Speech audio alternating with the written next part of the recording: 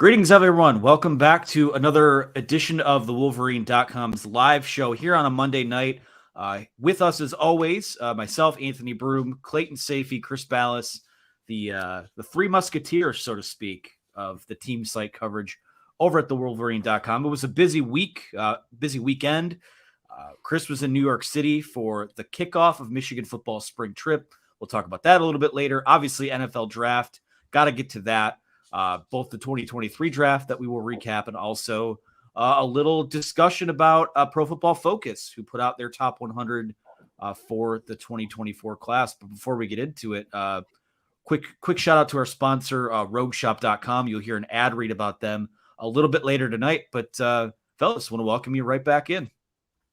It's been great to be here, brother. It's just nice to be home, man, after spending the night in LaGuardia at the airport. And can you tell, because this was a message board thing, can you tell the people the story of what was going on with you over the weekend? Oh, Delta started canceling flights left and right because of a little bit of rain, apparently, and blame the weather. So, of course, they don't do anything for you. They had all these first-class seats, that they had going back to Detroit, but apparently, what if they cancel you 3 or 4 times, you're not worthy still. The guy told me I had to pay $800. So then they sent me to LaGuardia from JFK, and we were there obviously to cover Michigan's East Coast tour. New York, Washington, D.C. So they sent me over there. I was literally the only person on the one level of LaGuardia when I got there at about 9:30 at night. And it's like, man, it was kind of spooky. It was like I Am Legend or something like that, Will Smith. So, but long story short, guys, it was an amazing trip. I can't wait to talk about it and just everything I saw. The team dinner that Tachman at the fort donated, Tim Smith, the Champion Circle doing some work. And watching those guys watch the draft and root for their teammates, man, at Bond 45 was special. These trips are exactly what Jim Harbaugh envisioned they would be. So for all the people that scoffed at it and said, oh, they're wasting time, blah, blah, blah, blah, blah, guess what? They aren't. And there have been some residual effects. So it's been a lot of fun.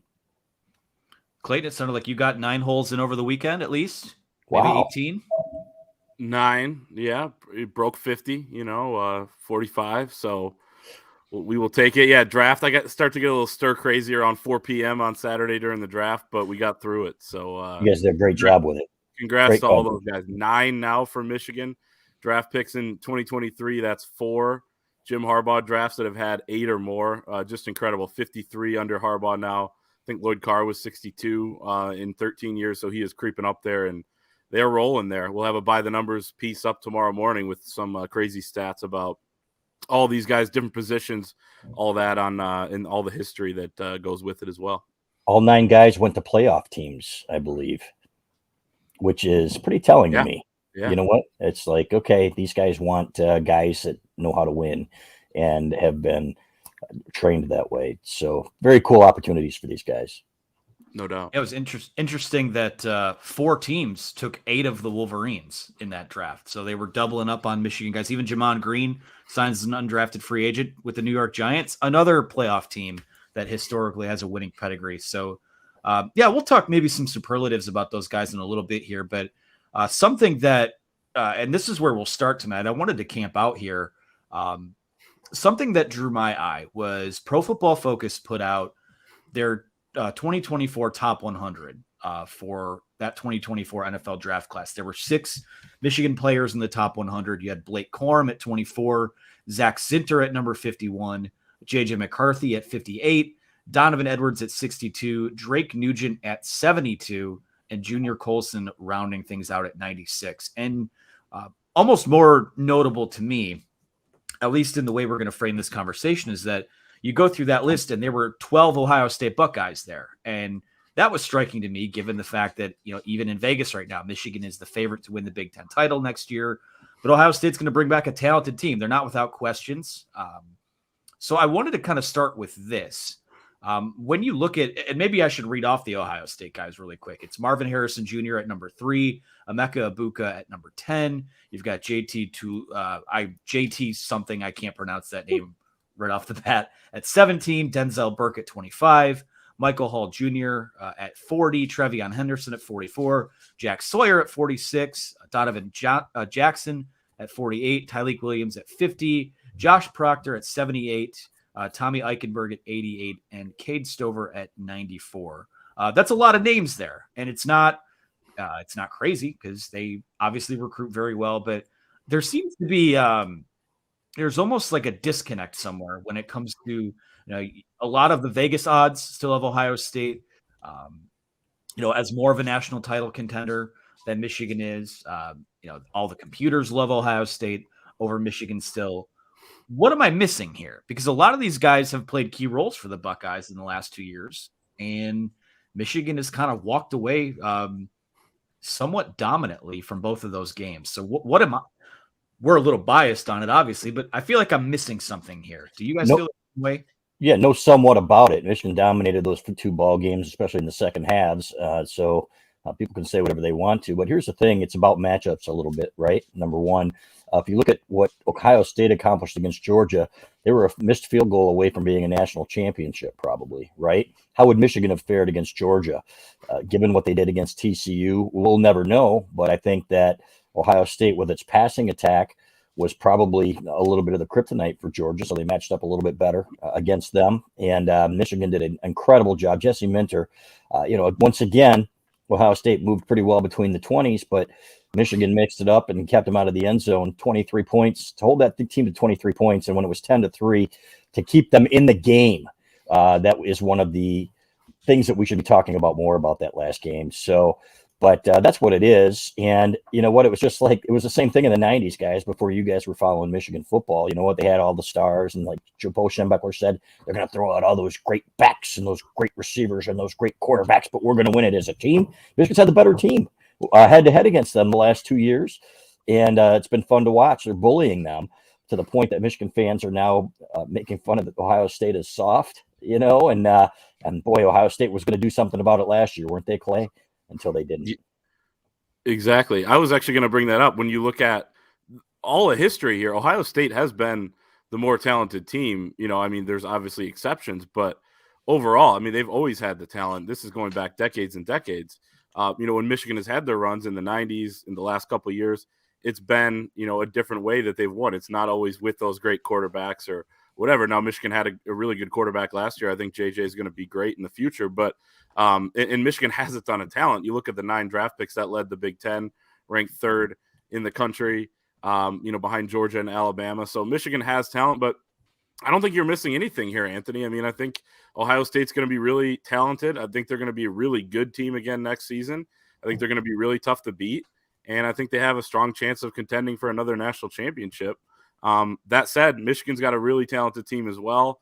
I thought, looking at that top 100 list, we can talk about the Michigan guys as well. I thought, was Chris Jenkins on there?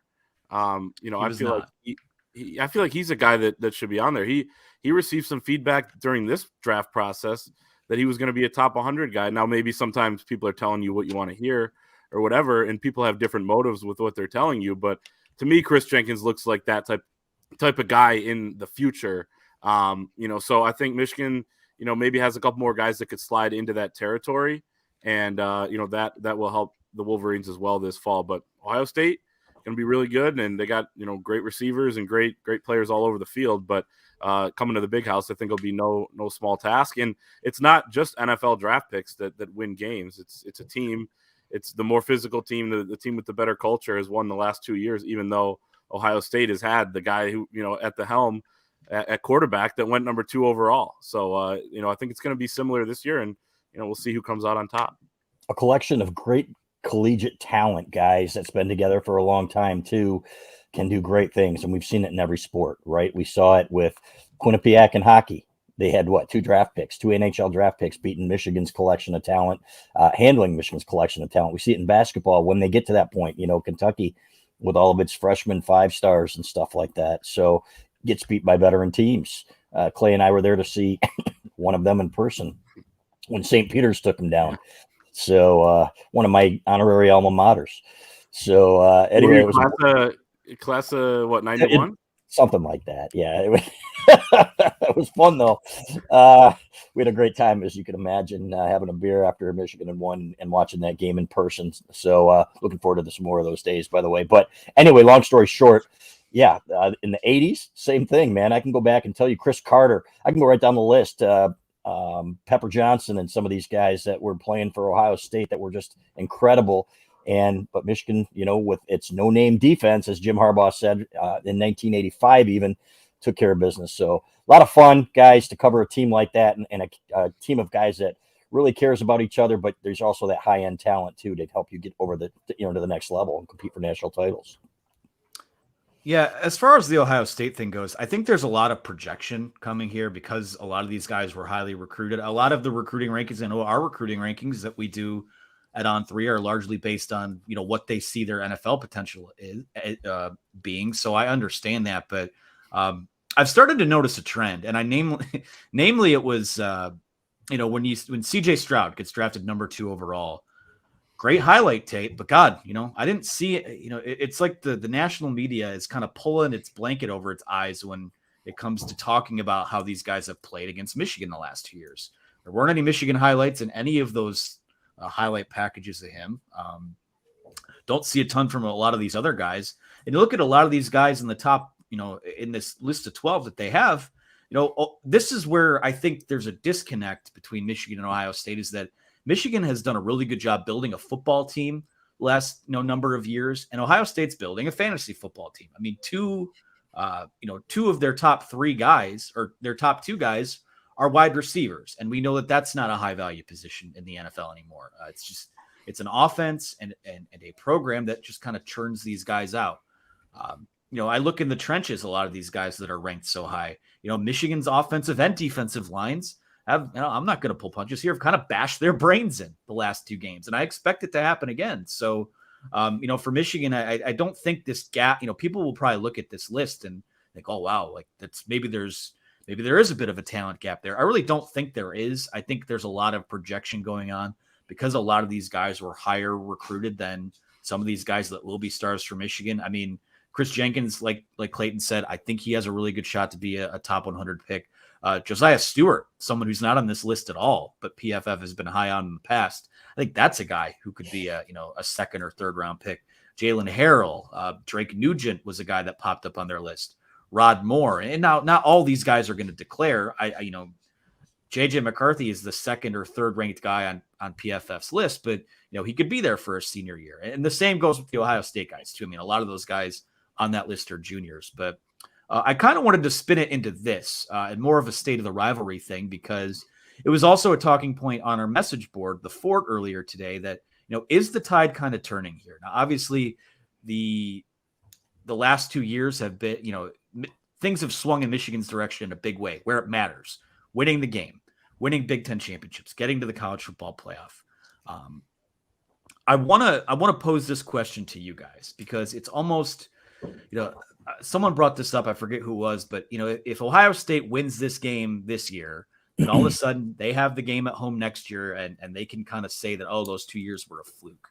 To me, I think when you look at truly taking the reins on this rivalry moving forward, I think that this game that will be played in Ann Arbor that last weekend in November this year is probably maybe I could make the argument it's the most important one they've ever made, because it's, they don't have to affirm, what happened the last 2 years happened, and the scores were what they were, and it's in the record books forever. Michigan has dominated Ohio State the last 2 years, but you go out and win this third one in a row, and then we're talking about, truly completely dominating and taking the reins back in this rivalry. You're talking about if that happens, Ohio State goes into 2024 not having beat Michigan in 5 seasons.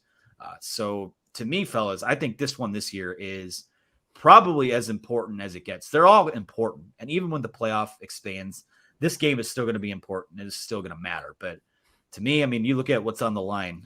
I still feel like Michigan is kind of somewhat being overlooked. Maybe not by all the analysts, but definitely by draft people, and definitely by these computer rankings.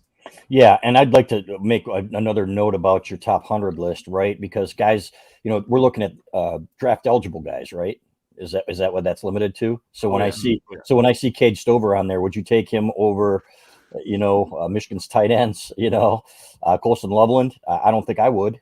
And if you look at some of the sophomores on this team, if you look at Mason Graham, for example, and I don't know if he'd be in the top 100 or not, but that's a guy that I wouldn't trade for anybody on Ohio State's defensive line. So the underclassmen too, Will Johnson, for example. So is another one. They're going to be the best cornerback on the field when those two teams play. So that's something to consider. When you're thinking about draft eligible guys, you're not talking about the entire football team there. But I really thought last year's game was huge because, they were basically framing the 2021 loss as a fluke, even though they got their asses kicked up and down the field and, constantly all game.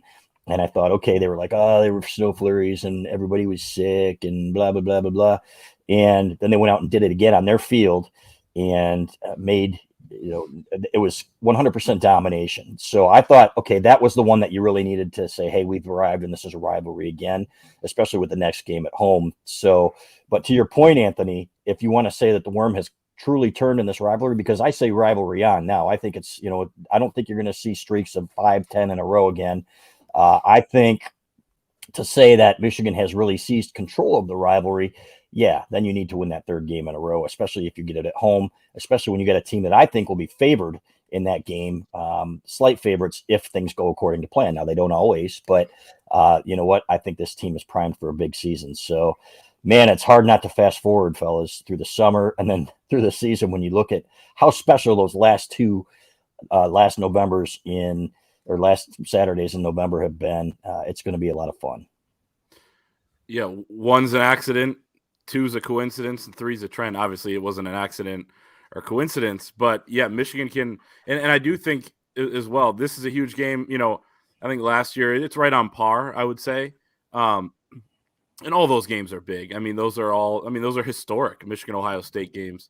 But looking at the college football landscape and where we're going to be in 2024, if Michigan's able to enter that with conference expansion, with the 12-team playoff, with this kind of momentum, winning 3 in a row, winning 3 straight Big Ten titles, you would assume if you beat Ohio State, then, you're looking at Michigan being in just ultimate position heading in. You're going to add some talented teams like USC and UCLA coming in to the Big Ten. There are going to be more teams that are going to be able to compete for the national championship in the playoff, but Michigan's recruiting, which is already rolling now. If you look at one site, number 1 in the country with their 2024 class. You look at On3, number 5, but it's right up there depending on whoever you look at. Just imagine how they would recruit coming off of 3 in a row, assuming that everything stays intact. So, that's what makes this one so big, as they all are. But, man, if you win 3 and then they got to, have the pressure on them, I think Ryan Day, you could look at a hot seat situation there unless they somehow get, back in the playoff and compete again next season. But, then the pressure would really be on them, I think, more than it already is. So, yeah, it's important. I hate, I would be hard pressed probably to call it the most important ever because there have been some big ones and the last couple of years have been right up there, but it's as big as it gets. Well, to quote, this one's for you, Chris, to quote Sweet Lou Brown, we won a game yesterday. If we win a game today, it's called 2 in a row. If we win again tomorrow, it's called a winning streak, and it has been done before. So we'll see what happens. I would just say, and I'd have to go through and comb through both rosters a little with a finer tooth comb, but I just feel like Michigan's better where it counts again. I think they're going to be better at quarterback, better on the offensive line, defensive lines. I actually think Ohio State's defensive line is going to be pretty good, but I like Michigan's linebackers better. I like their defensive backs better. And we know how important special teams have been for the Wolverines as well. So we'll see what happens. Just a little food for thought here heading into, now if the NFL draft's over, transfer portal window is closed. It's kind of like we're in a bit of the dead zone here now, fellas. News is going to break in like 2 seconds now that you absolutely. Way to go, buddy. And before this podcast is done, yeah, Michigan State's going to lose 2 more guys to the portal somehow. No, I'm just kidding. That's not true. Since we're talking rivals, can we just hit on that for a second? I guess. We got a couple questions on it too. Oh, do we? Might as well take the questions on it now. To give them more than a couple minutes of airtime, it's just not, I like talking about contenders in the Big Ten East.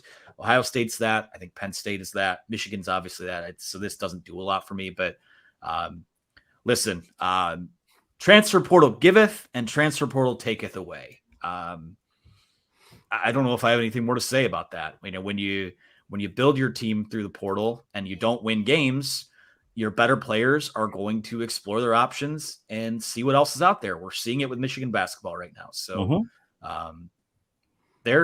I can't say they're in a world of hurt. They seem optimistic about their quarterback situation, but I don't know. I mean, I Really? don't see some magical turnaround for them this year coming.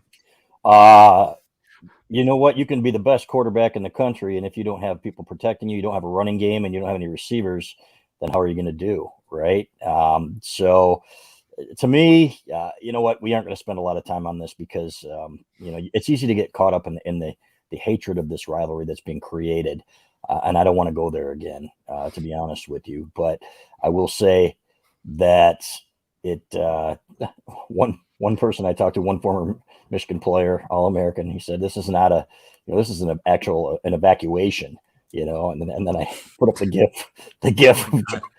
the gif of George Costanza running out during the fire and pushing over little old ladies and clowns and kids at a birthday party. And I thought, man, that's pretty apropos here. But it is amazing because they were just the portal darlings like 6 or 7 months ago. Some greasy lawyer out of off the West Coast was saying how great they were doing, because they apparently, I don't know, were willing to pay or they were doing NIL right. And now all of a sudden they can't get anybody. So we wrote a column on this yesterday that Jim Harbaugh stayed the course, said they were going to be transformational, not transactional. Doesn't mean that Michigan's not going to pay. It's NIL game is getting better, getting stronger. It is not going to be pay for play factory, and I'm good with that. So you need to maintain your culture, and I think they're doing that. So I think at this moment, and it can change quickly, Michigan is certainly in position to seize full control of that rivalry. And I've been on record as saying I hope it's not a protected game, given where it's really the depths to which that rivalry has sunk over the last few years. Yeah, I think Michigan State would be maybe even fortunate if it wasn't a protected game, given the way I think this is going to trend. But, yeah, I mean, you look at this in the landscape of college football, overall, it pains me to kind of see what this has become. And I said the same thing when Hunter Dickinson entered the portal. So, but to me, the first thing that came to mind when I saw all that news yesterday was, that winning basically cures all. I mean, if you're winning, you're like Michigan. There are guys that probably aren't going to play much this year that we're considering entering the transfer portal, but it's like, hey, I'll stick around, see what happens, chase another championship, that sort of thing. If you're Michigan State, I mean, guys want to win. Yeah, they want to get paid as well. They want to be developed at the highest level. And as soon as you're not doing that, there are so many options for kids now these days that they're going to use them. I mean, look at Hunter Dickinson again. It's a very similar situation. So, and Peyton Thorne, why compete for a starting job when I could go basically get promised one, coming into a fall camp at a new school? We'll see if any of those guys come back to Michigan State. But yeah, that's kind of, you can be going really well or seemingly so, like Michigan State was in 2021. I thought that was, I said it at the time as well, that, I didn't think they were necessarily going to continue that with all the close wins they had. They get Kenneth Walker. I thought that was really fortunate. But as soon as you lose it, it's hard to regain it. And you can do it pretty quickly, as we saw Mel Tucker do the first time, but to sustain, that's another thing. And I think Michigan State's going through those issues now. And we will see what their season's going to look like. And also on this as well. So now that Peyton Thorne is probably leaving Michigan State, Michigan will be facing Michigan State, Ohio State, and Penn State quarterbacks who have never started a game this year. Obviously, they'll have experience before they play them in the fall. But, with all that Michigan has coming back, you got to feel really good. And not that this moves the needle a ton with Michigan State. Didn't expect them to contend as it was. But you got to feel pretty good about where Michigan's at compared to when you look down the road, or, you look to Penn State, or you look to Ohio State, or some of these other teams you're competing with in the division. Yeah, still got to go up there and win. I mean, it's been a very interesting place to play over the years. I won't give it any more time other than to say this.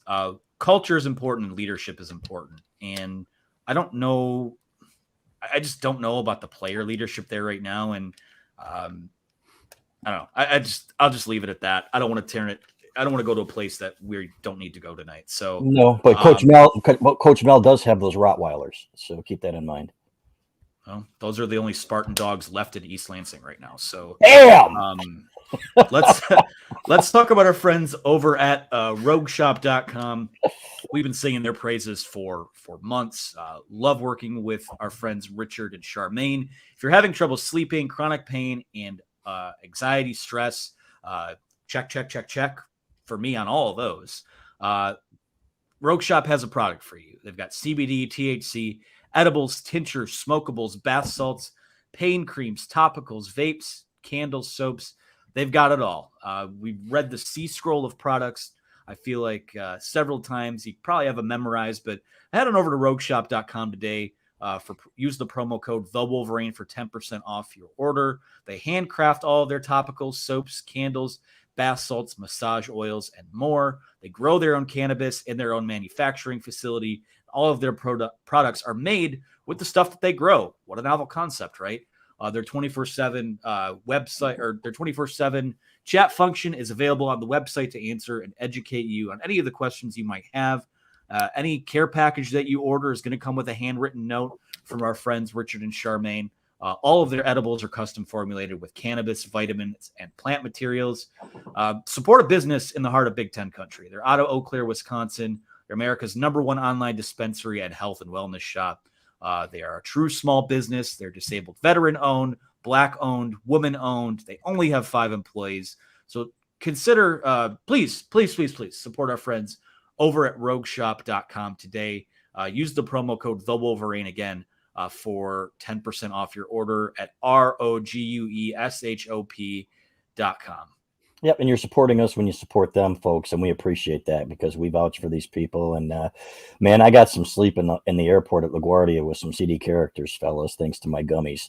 So I want to say I appreciate that very much to these guys. But more than anything, I just appreciate their friendship and their product. They're good people.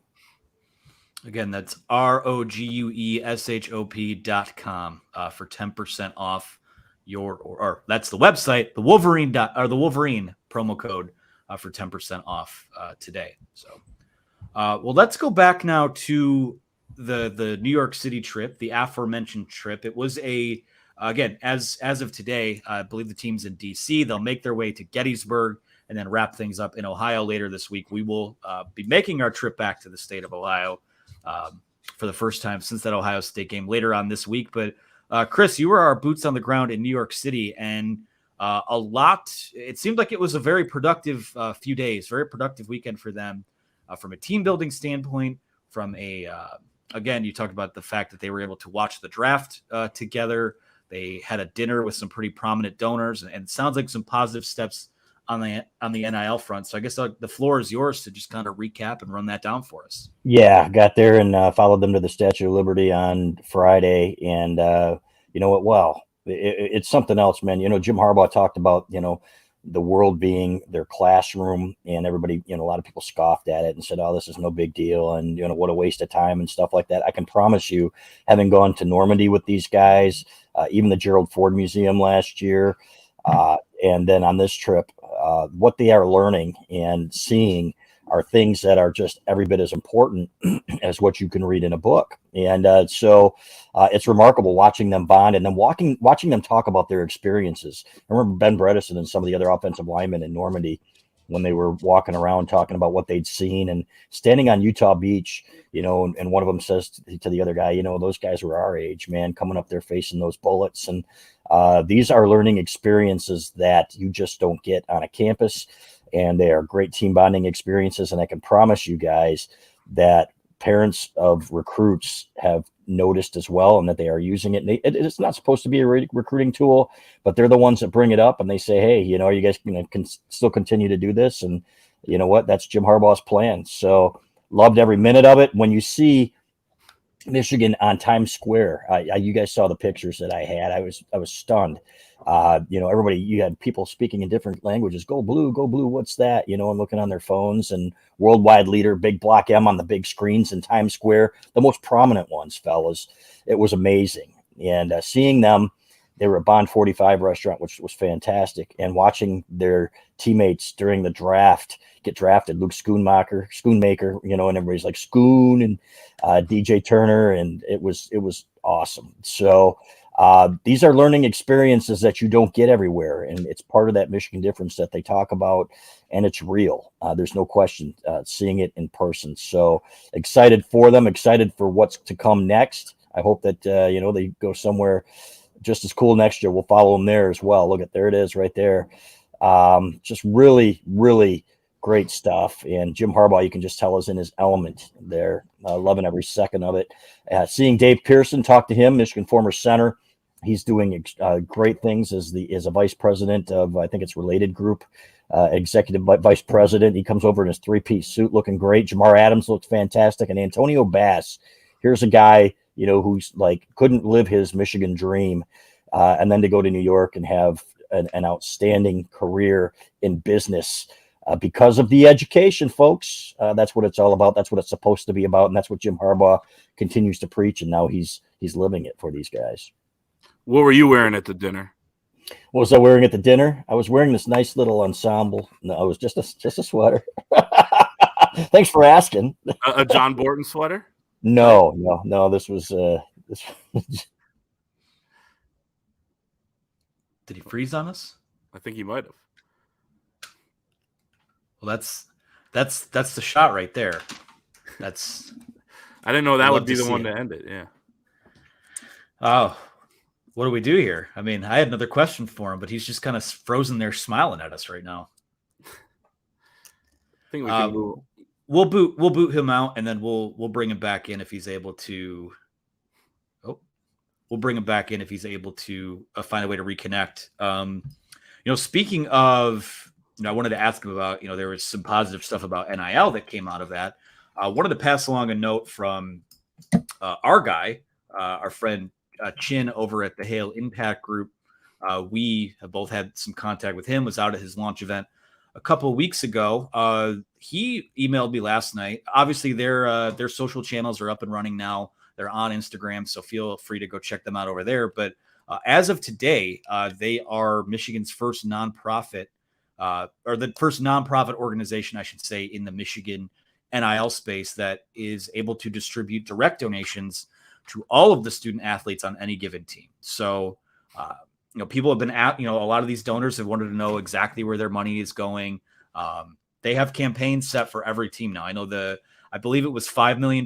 They said they wanted to raise to get the football program up and running. They're still working on funds for that. But my understanding is that every team in that program or within their initiative is going to be able to, they have their own little benchmarks set. So positive steps forward. I don't know that, Clayton, it's exactly the paradigm shifting stuff that people are waiting to see. It's going to take a lot of hard work, but that's kind of been the MO of how everything has worked with Michigan athletics lately. It's, usually you put the work in and you're going to bear the fruits of that result. Yeah. And Champion Circle, who Hale Impact is working not in a business sense with, but they're kind of tied together a little bit, especially with passing people back and forth. Hey, if you want to donate to a nonprofit, check out the guys over here, and vice versa. But Champion Circle has done the same thing where they've expanded as recently as last week into, being able to donate to different teams across Michigan, all different teams, and let those student athletes profit. So another big step there. And then we did hear at that dinner that Chris was at, that also Champion Circle representatives were there. We heard that they did gain a lot of traction with some of the donors there who, because sometimes I feel like if you are a donor, and this has been something that has come up on our message board as well, you're a donor. I mean, do you keep giving to the school or do you give to NIL? It's probably somewhere in the middle, but people are still trying to figure that out. And from what we heard, there was some good progress there, and we'll see what comes of that in terms of donations. But all good stuff on the Michigan NIL front. I think that they played the slow game a little bit, and I know it's been frustrating at times for some Michigan fans, but it's starting to pay off a little bit more on the recruiting trail as the data kind of trickles in, where you can ask a JJ McCarthy or you can ask a Donovan Edwards or a Blake Corum, maybe most especially, what you're making if you're a recruit on a visit, and they can give you an answer. And they can also talk about what they've done in the community to give back. Tons of Michigan guys doing that. So as time goes on, I think Michigan's getting stronger and stronger. They're not going to be the Miami. They're not going to be the Texas A&M, but they can still be a force, I think. And events like, you have the team trip, it goes through New York. You know how many big Michigan donors are in New York. So I think probably a strategic play there as well. Not that that's the sole reason why they were there, but that helps getting the whole team out there and letting them interact with the donors and the Michigan fans, I think was huge. Yeah, I do. I have made contact with Chris Ballas, by the way. He says he's coming back. So we were going to pivot to questions, but we'll wait for him, see if is in here a few minutes from now and get to that. Let's kind of bounce around a bit here. We didn't really recap the 2023 NFL draft a ton. We talked about the 9 guys that went. Just a quick rundown of that. Defensive tackle Mozzie Smith went to the Dallas Cowboys in the first round at number 26 overall. The Cowboys followed it up with taking Luke Schoonmaker at number 58 overall in the second round. Cornerback DJ Turner went in the second round, number 60 overall, to the Cincinnati Bengals. Kicker Jake Moody. This was probably the surprise of the draft, just in terms of the draft slot.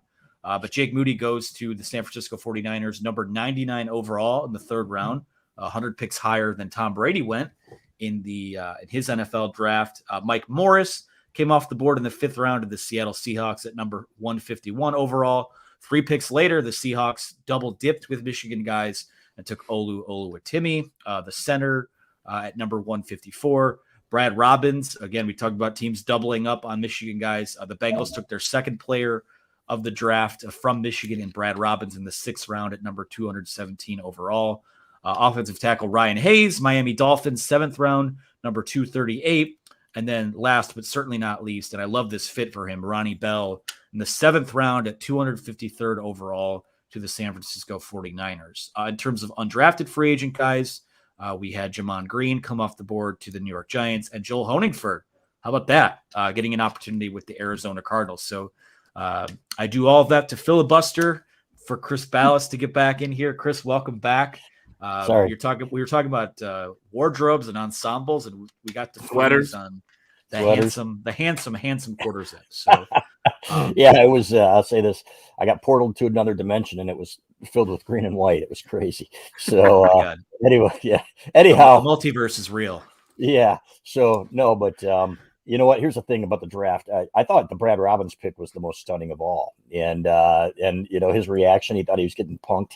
Was classic. But I love both of those guys and their parents as much as anybody that we've ever covered. Oh no! Here we go again.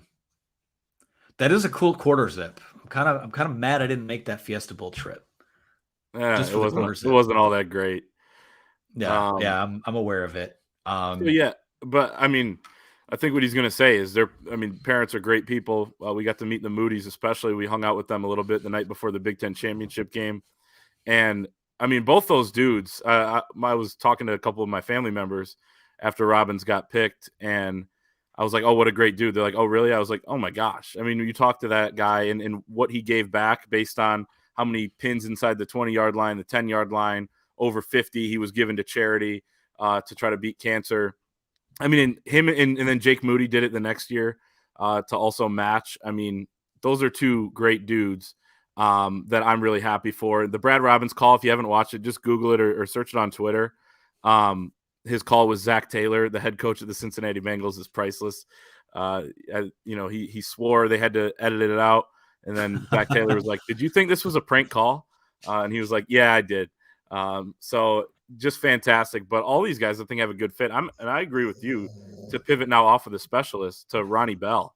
I mean, I think that is a really good fit, assuming they figure out what they're going to do at quarterback. I mean, that dude in that system for Kyle Shanahan, I think is going to work really well. And everything that I've read, first of all, the draft grades, which do you take much stock in those? Not really, but a lot of A's, a lot of B's for that Ronnie Bell pick. And then also just the analysis of people saying he can compete for time right away in the slot. So I'm excited to see Ronnie Bell, but Mozzie Smith, I think, is going to do well, help solidify the middle of that Cowboys defensive line. Scooney, I'm excited for him as well. The Cowboys targeted tight ends, I think the 6th most in the NFL last year. So they have a little rotation there, but he'll get some time. And a bunch of other guys I think can impact as well. I think Scooney was probably the one, and sorry, fellas, this is not my day, but I think Scooney was probably the biggest reach, but he's a great culture guy. I had one of our former colleagues who's a Cowboys fan saying, talk me off the ledge here. Michigan defensive linemen that have come here in the first round have not panned out. I think Mozzie Smith has a chance to, however, he's, you know what, it's going to be about conditioning with him and the want to, and I think he's proven the last couple of years that he's that guy that's really going to take that seriously. So we'll see what happens. And that on that defensive line, you know, someone who's going to take a lot of pressure off everyone on that defensive line is another Big Ten East guy, Micah Parsons. So right. It's a little bit of a yin and a yang thing in terms of, you scratch my back, I'll scratch yours in terms of creating opportunities and things like that. I think my favorite fit is probably the Seahawks going back to back with the Michigan linemen. Mike Morris didn't test very well this offseason, but I think we've all seen when he's healthy, he's he's powerful. He can put weight on and kick inside. He obviously lost weight for the pre-draft process and, to kind of sell himself a little more as an edge. The Seahawks are a team that usually does pretty well in the middle rounds. And as far as Olu Oluwatimi goes, I know he's not super versatile, and he's not a guy that, you're going to ask him to run out in space and find someone to block. You kind of need someone directly in front of him. But, I just feel like you get a guy who's potentially a plug and play starter for you from day one in the 5th round. How do you complain about that? I know the Jake Moody thing, the draft Knicks did not like it. But you know what? It's like they were offended. They were offended that a kicker could go that early. Here's my thing, though. If you can get me a guy in the 3rd round that I can guarantee, because I can guarantee this, because we know Jake Moody's makeup. We know he's got the leg. He's made so many big kicks.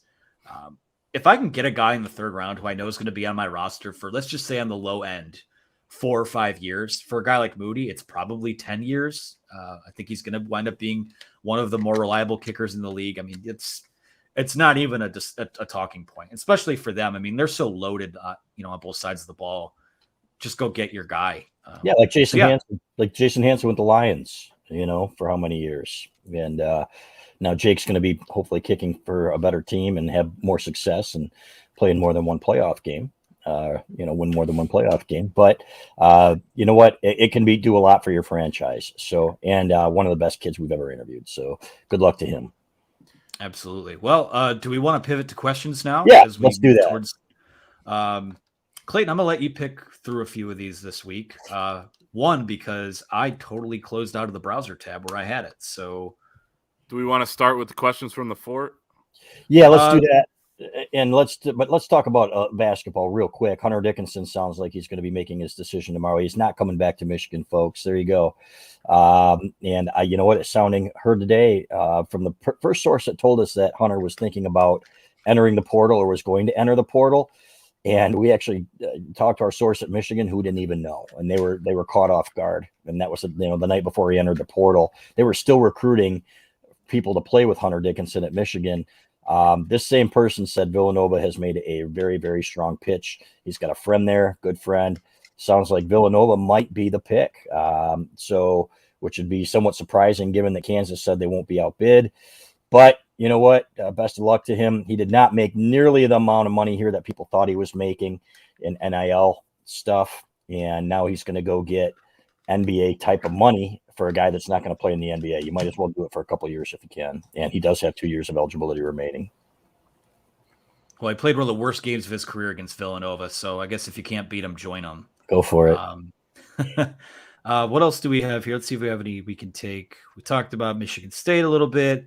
I like this one from Shab Fam. And then we'll take a few from the fort. It says Shab Fam says, which juniors do you think will actually enter the draft next year? Think JJ will stay if he's not a Heisman finalist. Think Don stays to get a year as the number 1 running back. I'll start with that one. Gun to my head right now, I think that JJ McCarthy is probably a 4-year player for Michigan. We'll see. He could always pop off, and the NFL, we saw a couple quarterbacks get drafted on Thursday night that really the only reason to take them was the fact that they had traits that teams liked. Anthony Richardson rings a bell. Will Levis didn't go until early Friday, but that's another guy that rings a bell. So if there are teams that fall in love with him and kind of whisper in his ear, it wouldn't surprise me. I do think that Donovan Edwards will go because I actually think Blake Corum will probably be the exception to this, but I think the more tread that's on a running back's tires, the better it probably bodes for their draft stock. And we saw, a couple teams thumb their nose at positional value and how running backs are viewed.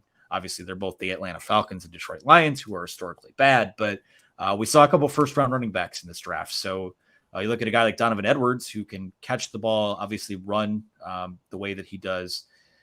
I think he's probably gone, but JJ stays. That would be my guess. I think you're right. And I think JJ, it's not that he's not talented enough to be an NFL quarterback and a good one. He loves this place, guys. This kid's special, and I've said this. He's just different. And I could see him wanting to stay here and, you know what, cement his legacy as one of the best ever. Think about if they take care of business this year like they're supposed to. Now, if they win a national championship, all bets are off. But if they take care of business in the Big Ten like they have and are expected to, then he's going to have a chance to do something really special in his 3 years. And love that about him, that he's the kind of guy that I think would think to do that, especially with that one more year campaign from the Michigan collectives that's really taken off. Thanks again to Champion Circle and all those other State and Maine for what they do. So, but I think Donovan's going to be ready to go. And, you know, a guy that can catch and pass like or catch and run like he can and pass, frankly.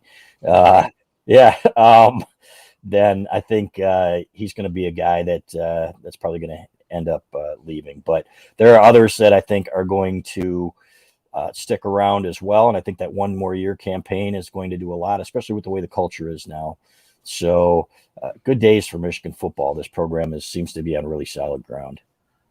Yeah, I agree with JJ, although, Anthony, the argument you made is really similar to what I was going to talk about with Anthony Richardson, Will Levis. I mean, you look at their numbers and the way they produced, it was a lot more based on traits, and I think JJ McCarthy has some similar traits. So he could go if he wanted to. And then Donovan Edwards, I would think that he goes. He's kind of stated his intentions there.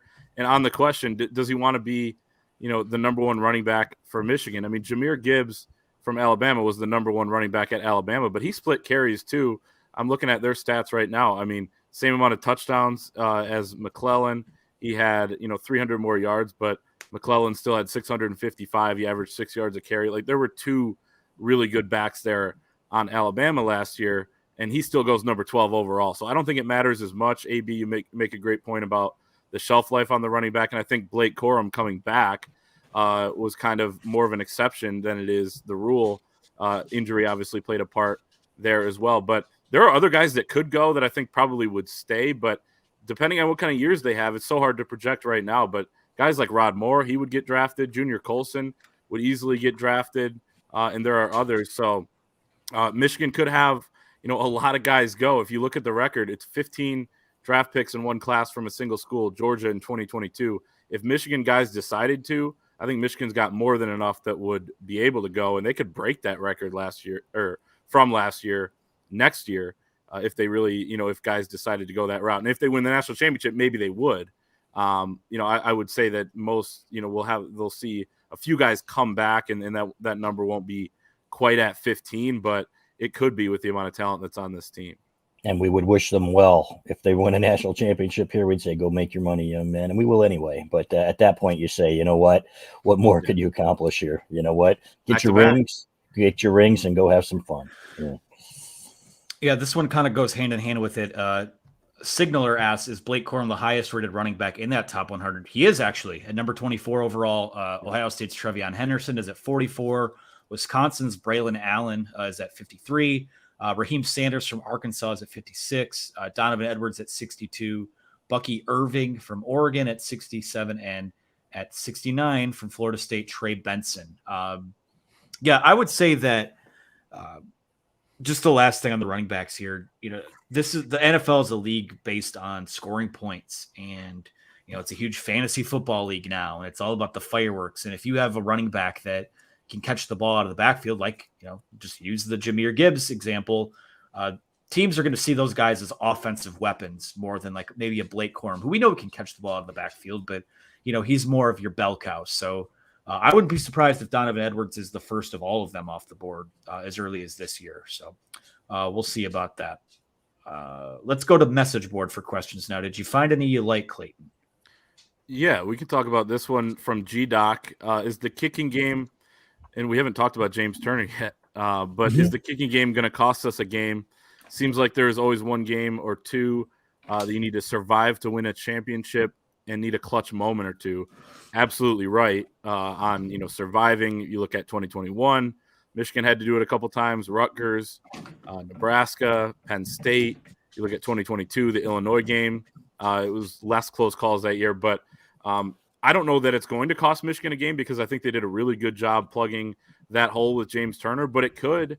And I think probably we took for granted a little bit just how reliable Jake Moody was over the last 5 years. I never did. Actually, really the last 2 years is when he was really, making his money. Literally. Yeah. But James Turner was 20 of 22, I think, on kicks in his last year. Yep. So I think that he is a great replacement, Tommy Doman. If you need a bigger leg to try longer field goals, they're going to plug it in and kind of put pieces together there. Tommy Doman, I think, is going to do just fine as a punter. We saw what Brad Robbins did last year, and I think Tommy Doman can replicate that at least. And then I think that Turner, if he lives up to his hype and his billing, is going to be just fine. And you know what? Adam Samaha could come in here as a true freshman and take the job too. This kid's a great kicker. So I think they're going to be okay piecing things together, get these kickoffs to the end zone. And Jay Harbaugh's teams have done a great job in coverage, both punt and kick. The guy's a fantastic special teams coach. Yeah, and aside from just the game-winning kicks, I mean, you think of the Nebraska game in 2021, you think of the Illinois game last year, that Ohio State game last year. I mean, if Jake Moody doesn't come in and hit a 49-yard field goal on that first drive, who knows what direction that game goes. That was the one where things kind of fell apart on that first drive, and you still are kind of able to muster something. I mean, those are huge, and he had a lot of those in his career too. He's a guy first end of the first half TCU kick. Yeah, exactly. And it was a losing effort, but again, it keeps you in the game and gives you a chance. And obviously, look at what they did after that. And God, they were just so freaking close to pulling that off. So yeah, I mean, I know Michigan fans at times were, and I shared the frustration of the offense kind of going conservative once he got past the 50-yard line. But when you have a guy like Jake Moody who was as reliable as he was, it kind of changes your play calling a bit. So it'll be curious. I'm curious to see how James Turner works through all that. Obviously, he's never played a game, close to the 3, 4, 5 games he'll probably play with the stakes that Michigan will have this year. So we'll see what happens. Saline native, you like that he wanted to be here first and foremost. I mean, the second he went into the portal, it's don't talk to me. I know where I'm going already.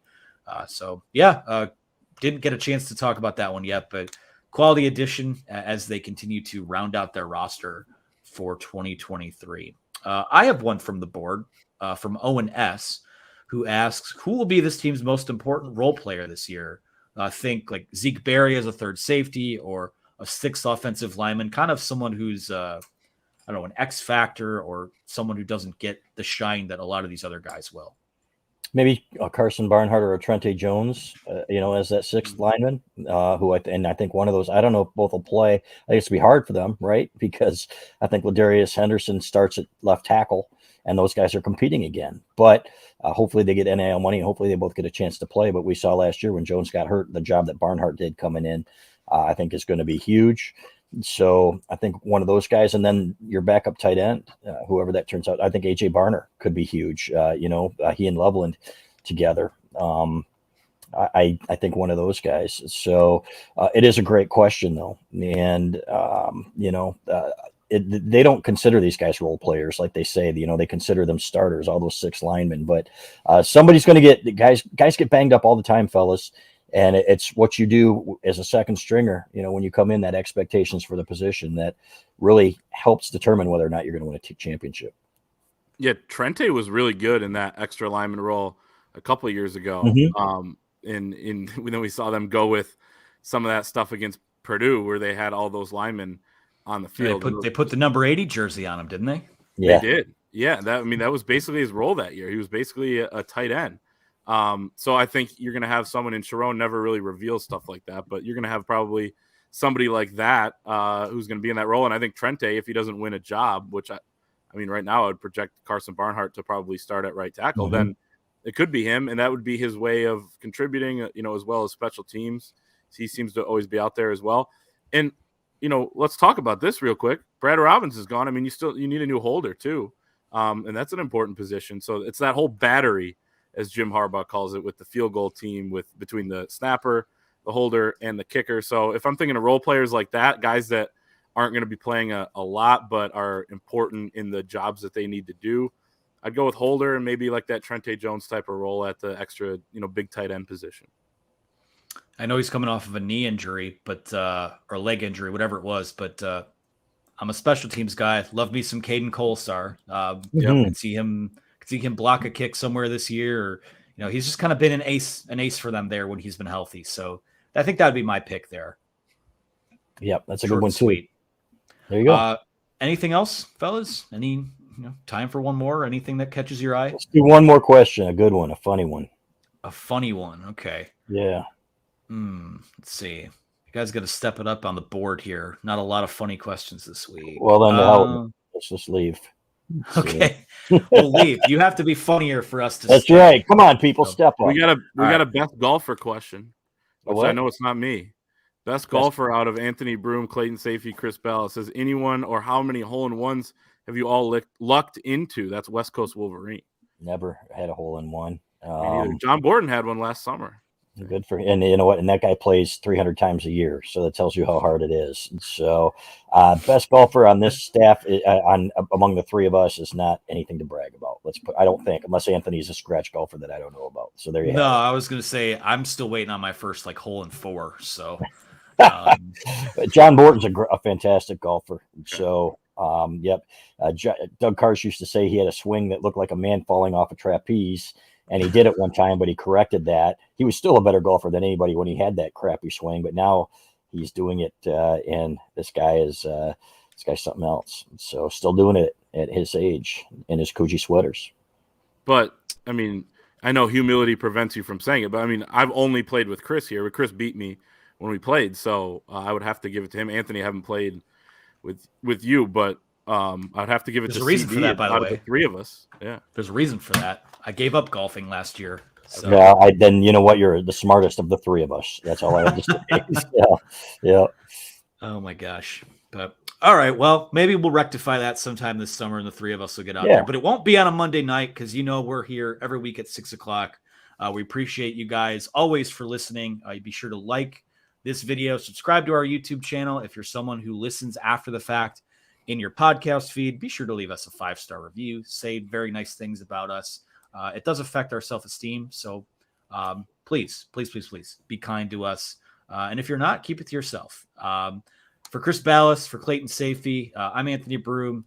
Shout out to our producer, Megan, behind the scenes, and all the people who make this happen for us every week, our sponsors at Rogue Shop, etc. So thanks for joining in. We'll see what happens with a show later on this week. We are planning on spending Thursday in the state of Ohio. So if you're the praying type, send in your prayers and condolences ahead of time. But that's going to do it for us. We'll talk to you guys again soon.